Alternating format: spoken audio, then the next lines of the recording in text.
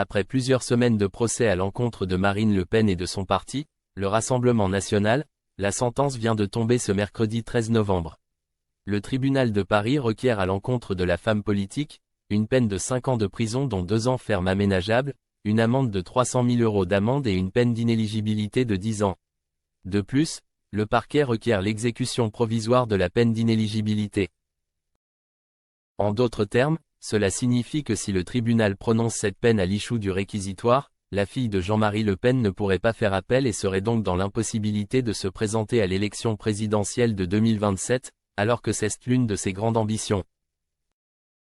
Marine Le Pen est accusée de détournement de fonds. Une affaire dite des assistants parlementaires, un dossier de soupçon d'emploi fictif visant à détourner l'argent du Parlement européen, pour son parti, le Rassemblement national, relate BFM TV. Dans cette affaire, Marine Le Pen n'est pas seule. Il y a 26 autres prévenus à ses côtés. Ces derniers ont d'ailleurs eu bien du mal à convaincre les juges de la réalité de l'emploi de leurs assistants parlementaires censés travailler pour le Parlement européen, comme le spécifie le règlement intérieur de l'institution. Vous avez un panel de preuves, a martelé l'une des 2 procureurs au tribunal en égrénant les déclarations des uns et des autres, les preuves matérielles, les fameux mails retrouvés, et l'absence de preuves du travail effectué par les assistants. Explique BFM TV.